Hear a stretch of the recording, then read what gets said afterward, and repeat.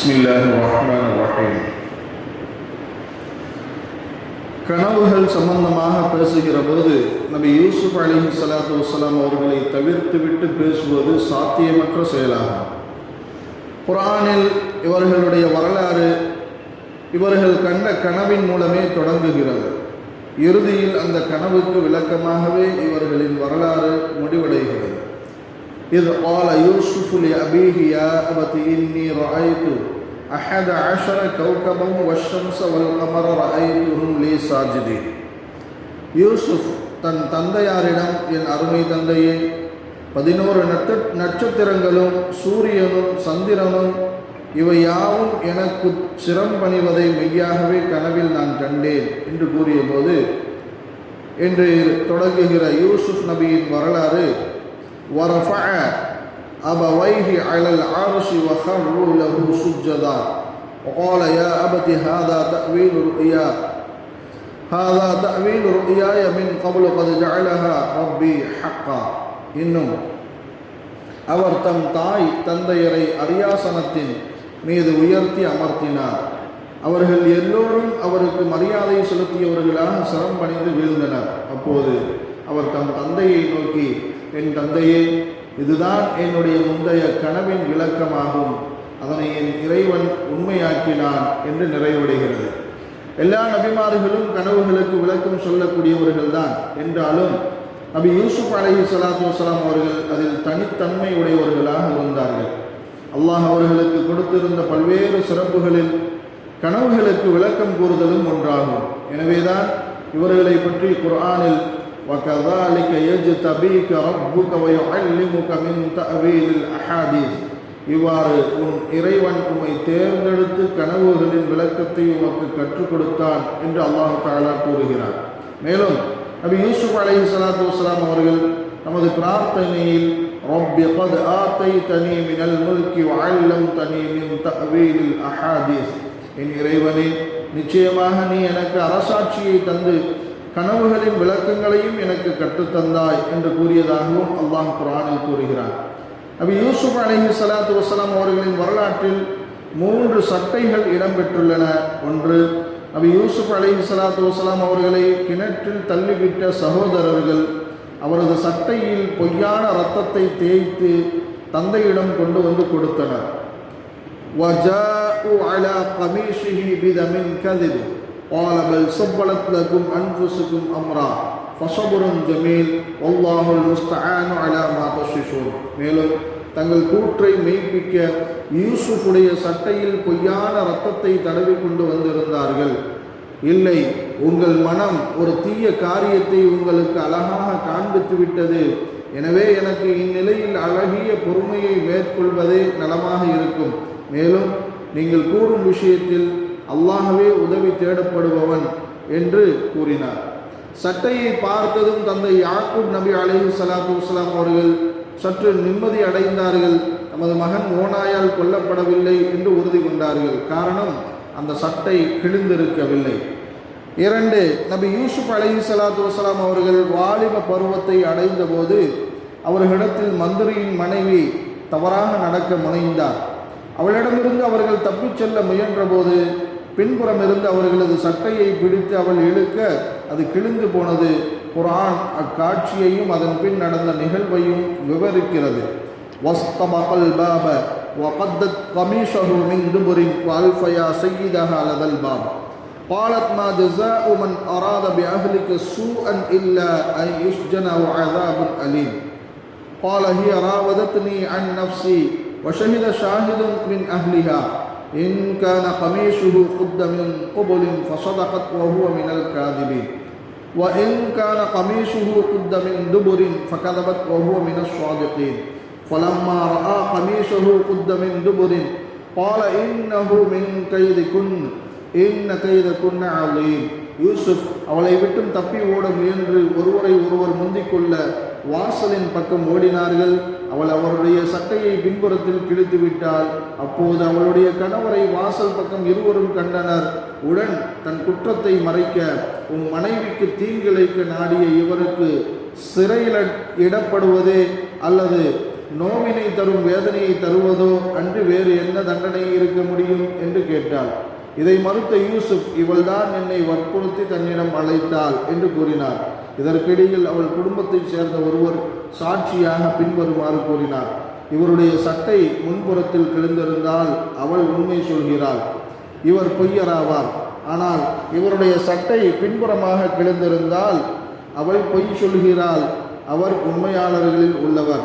யூசுஃபுடைய சட்டை பின்புறமாக கிழிந்திருந்ததை அவர் கண்டபோது, நிச்சயமாக இது பெண்களாகிய உங்கள் சதியே ஆகும், நிச்சயமாக உங்களுடைய சதி மகத்தானதே. நபி யூசுப் அலைஹிஸ்ஸலாத்து வஸ்ஸலாம் அவர்கள் குற்றமற்றவர்கள் என்று நிரூபிப்பதற்கு பின்பக்கம் கிழிந்திருந்த அச்சட்டையே சாட்சியாக அமைந்தது. பிற்காலத்தில் அவர்கள் தங்களது சகோதரர்களை சந்தித்து அறிமுகமான பிறகு தங்களது தந்தை கண் பார்வை தெரியாதவராக ஆகிவிட்டார்கள் என்பதை அறிந்து மனக்கலக்கமுற்றார்கள். உடனே தங்களது சட்டையை கழற்றி கொடுத்து, இதை எனது தந்தையின் முகத்தில் போடுங்கள், அவர்களுக்கு பார்வை மீளும் என்று சொன்னார்கள்.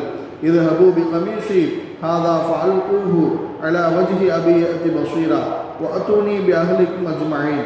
என்னுடைய இந்த சட்டையை நீங்கள் எடுத்துக்கொண்டு சென்று என் தந்தையாரின் முகத்தில் போடுங்கள், அவருக்கு கண் பார்வை வந்துவிடும். இன்னும் உங்களுடைய குடும்பத்தார் அனைவரையும் என்னிடம் கொண்டு வாருங்கள் என்று கூறினார். فلما أن جاء البشير ألقاه على وجهه فارتد بصيرا قال ألم أقل لكم إني أعلم من الله ما لا تعلمون. பிறகு நன்மாராயம் கூறுபவர் வந்து சட்டையை அவர் முகத்தில் போட்டபோது அவர் மீண்டும் பார்வையுடையவரானார். நீங்கள் அறியாததையெல்லாம் அல்லாஹ்விடமிருந்து நிச்சயமாக நான் அறிவேன் என்று உங்களிடம் கூறவில்லையா என்று அவர்களை நோக்கி கூறினார். ஆக இந்த வரலாற்றில் வருகிற 3 சட்டைகளும் அவர்கள் உயிரோடு தான் இருக்கிறார்கள், அவர்கள் குற்றமற்றவர்கள், பார்வை மீண்டு வரும் என்ற உயர்வான விஷயங்களைத்தான் எடுத்து கூறியது. எனவே ஒருவர் சட்டையை கனவில் கண்டால் அவர் உயர்வை பெறுவார் என்று விளக்கம் கூறப்படுகிறது. திருமணம் ஆகாதவர் சட்டையை ஆடையை கனவில் கண்டால் அவருக்கு விரைவில் திருமணம் நடைபெறும் என்று பொருளாகும். திருமணம் ஆனவர் அதை கனவில் கண்டால் அவருக்கு மார்க்கத்தின் மீது பற்று உள்ளது என்பது பொருளாகும். கனவில் ஒருவர் நமக்கு ஆடையை தருவதாக கண்டால் அதை தருபவருடைய அந்தஸ்தை பொறுத்து அந்த கனவின் பலன் சிறப்பானதாக அமையும். அதாவது கண்ணியமான ஒரு மனிதர் கனவில் அதை நமக்கு தந்தால் நமக்கு கண்ணியம் வரவிருக்கிறது என்பது பொருளாகும். பதவியில் இருக்கும் ஒரு மனிதர் தருவதாக கண்டால் நமக்கு ஏதோ பதவி வரவிருக்கிறது என்பது பொருளாகும்.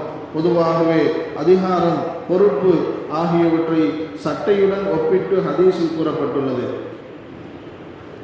நபி அவர்கள் ஹஜ்ரத் உஸ்மான் ரலியல்லாஹு அன்ஹு அவர்களிடம் கூறினார்கள், பின்னர் ஒரு காலம் வரும், அல்லாஹ் தஆலா உங்களுக்கு ஒரு சட்டையை அணிவிப்பான், நயவஞ்சகர்கள் உம்மிடமிருந்து அதை கலற்றுவதற்கு முயற்சிப்பார்கள், நீங்கள் அதை கலற்றிவிட வேண்டாம்.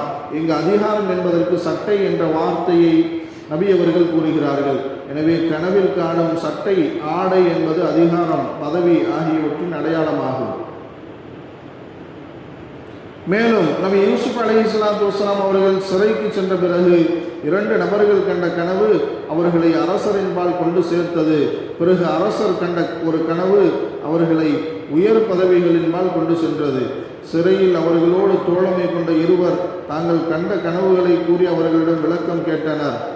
وَدَخَلَ مَعَهُ السِّجْنَ فَأْتَيَانِ قَالَ أَحَدُهُمَا إِنِّي أَرَانِي أَعْصِرُ خَمْرًا وَقَالَ الْآخَرُ إِنِّي أَرَانِي أَحْمِلُ فَوْقَ رَأْسِي خُبْزًا تَأْكُلُهُ الطَّيْرُ مِنْهُ نَبِّئْنَا بِتَأْوِيلِهِ إِنَّا نَرَاكَ مِنَ الْمُحْسِنِينَ.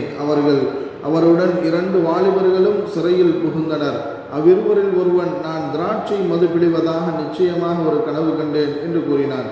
மற்றவன், நான் என் தலை மீது ரொட்டி சுமப்பதாகவும் அதிலிருந்து பறவைகள் தின்பதாகவும் கனவு கண்டேன் என்று கூறினான். பின் இருவரும், யூசுஃபே, எங்களுக்கு இவற்றின் விளக்கத்தை அறிவிப்பீராக, மெய்யாக நாங்கள் உண்மை ஞானமுள்ள முஹ்சின்களில், நன்மை செய்பவர்களில் ஒருவராக காண்கிறோம் என்று கூறினார்கள். அவ்விருவரின் கனவுகளுக்கு நபி யூசுப் அலைஹிஸ்ஸலாத்து வஸ்ஸலாம் அவர்கள் விளக்கம் கூறினார்கள்.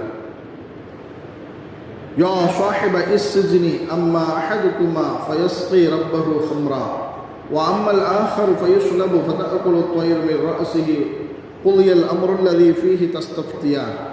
சிறையில் இருக்கும் என் இரு தோழர்களே, உங்கள் கனவுகளின் பலன்களாவன.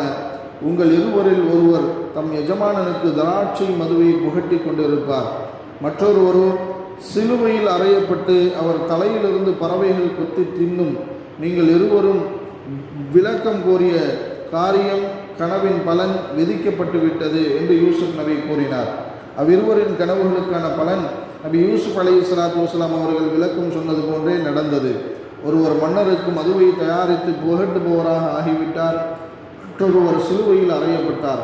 அந்த முதல் மனிதரிடம் நபி யூசுப் அலைஹிஸ்ஸலாத்து வஸ்ஸலாம் அவர்கள், மன்னரிடம் நீங்கள் வேலைக்கு செல்கிற போது என்னை பற்றியும் நான் அநீதி இழைக்கப்பட்டு சிறையில் வாடுவது பற்றியும் அவரிடம் எடுத்து கூறுங்கள் என்று நபி யூசுப் அலைஹிஸ்ஸலாத்து வஸ்ஸலாம் அவர்கள் கூறியிருந்தார்கள். ஆனால் ஷைத்தான் அவரை மறக்கடிக்க செய்துவிட்டான். பின்னர் அந்நாட்டு மன்னர் ஒரு கனவு காணுகிறார். وقال الملك إني أرى 7 بقرات سمان يأكلهن 7 عجاف و7 سنبلات خضر وأخر يابسات يا أيها الملأ أفتوني في رؤياي إن كنتم للرؤيا تعبرون. நான் 7 கொழுத்த பசுக்களை 7 மெலிந்த பசுக்கள் தின்பதையும் 7 பசுமையான கதிர்களையும் வேறு 7 காய்ந்து சாவியாகிவிட்ட கதிர்களையும் தினமாக நான் கனவில் கண்டேன். பிரதானிகளே, நீங்கள் கனவு விளக்கம் கூறக்கூடியவர்களாக இருந்தால் என்னுடைய கனவின் பலனை எனக்கு அறிவியுங்கள் என்று தம் பிரதானிகளை அழைத்து எகிப்து நாட்டு அரசர் கூறினார். எகிப்துக்கு வரவிருந்த மிகப்பெரிய பஞ்சத்தையும் அதை சரி செய்கிற வழிமுறையையும் அக்கனவின் மூலம் அல்லாஹ் அவருக்கு அறிவித்திருந்தான். ஆனால் அக்கனவின் முழுமையான விளக்கத்தை அவரால் உணர முடியவில்லை. அவர் அப்படி உணராமல் போனதும் அல்லாஹுவின் ஏற்பாடுதான். அப்போதுதானே அவரோடு யூசுப் நபி அலைஹிஸ்ஸலாத்து வஸ்ஸலாம் அவர்களை இணைக்க முடியும். அரசருக்கு மது விழுந்து கொடுப்பவன் சிறையில் இருந்த நபி யூசுப் அலைஹிஸ்ஸலாத்து வஸ்ஸலாம் அவர்களிடம் வந்து அரசரின் கனவுக்கான விளக்கத்தை கேட்டு அதை நேராக அரசரிடம் சென்று பின்வருமாறு சொன்னான். قال تزرعون 7 سنين دأبا فما حصدتم فذروه في سنبله إلا قليلا مما تأكلون ثم يأتي من بعد ذلك 7 شداد يأكلن ما قدمتم لهن إلا قليلا مما تحسنون ثم يأتي من بعد ذلك عام فيه يغاث الناس وفيه يعصرون. நீங்கள் தொடர்ந்து 7 ஆண்டுகளுக்கு நல்லபடியாக விவசாயம் செய்வீர்கள். பிறகு நீங்கள் அறுவடை செய்த விளைச்சலில் நீங்கள் உண்பதற்கு வேண்டிய ஒரு சிறிய அளவை தவிர அதனை அதற்குரிய கதிர்களிலேயே விட்டு வையுங்கள். பின்னும் அதற்கப்பால் கடினமான பஞ்சத்தையுடைய வருடங்கள் 7 வரும். நீங்கள் பஞ்சமான ஆண்டுகளுக்காக பத்திரப்படுத்தி முன்னமையே வைத்திருப்பதில் சொற்ப அளவை தவிர மற்றதை அவை அந்த பஞ்ச ஆண்டுகள் தின்றுவிடும். பின்னும் அதற்கப்பால் ஓராண்டு வரும். அதில் மக்களுக்கு நல்ல மழை பெய்யும். அதில் விளையும் கனிகளிலிருந்து அவர்கள் பணரசங்கள் பிழிந்து சுகமாக இருப்பார்கள் என்று கூறினார்கள். இந்த விளக்கத்தால் மிகவும் மகிழ்வுற்ற அரசர், எனது கனவிற்கு இத்தகைய அற்புதமான விளக்கத்தை கூறிய மனிதரை அழைத்து வாருங்கள் என்று கட்டளையிட்டார். ஆனால் சிறையில் இருந்த நபி யூசுப் அலைஹிஸ்ஸலாத்து வஸ்ஸலாம் அவர்களோ சில நிபந்தனைகளை விதித்தார்கள். பின்னர் அரசரிடம் வந்தார்கள். وقال الملك ائتوني به فلما جاءه الرسول قال ارجع إلى ربك فاسأله ما بال النسوة اللاتي قطعن أيديهن إن ربي بكيدهن عليم. இவ்விவரம் அரசருக்கு அறிவிக்கப்பட்டதும் அவரை என்னிடம் அழைத்து வாருங்கள் என்று அரசர் கூறினார். அவருடைய தூதர் யூசுஃபிடம் வந்தபோது அவர், நீர் உன் எஜமானரிடம் திரும்பிச் சென்று தம் கைகளை வெட்டி கொண்ட பெண்களின் உண்மை நிலை என்ன என்று அவரிடம் கேளும். நிச்சயமாக என் இறைவன் அப்பெண்களின் சதியை நன்கு அறிந்தவனாக இருக்கிறான் என்று கூறினார். நபி யூசுப் அலைஹிஸ்ஸலாத்து வஸ்ஸலாம் அவர்களது வரலாற்றின் திருப்பு முனைகளாக அல்லாஹ் கனவுகளை ஆக்கினான். அந்த கனவுகளுக்கு விளக்கம் கூறக்கூடிய ஆற்றலையும் அவர்களுக்கு அல்லாஹ் வழங்கியிருந்தார். இது அவர்களுக்கான தனிச்சிறப்பாகும். சுப்ஹானல்லாஹி வ பிஹம்திஹி சுப்ஹானல்லாஹி வ பிஹம்திஹி நஷ்ஹது அல்லா இலாஹா இல்லா அன்த நஸ்தக்ஃபிருக வ நத்தூபு இலைஹ்.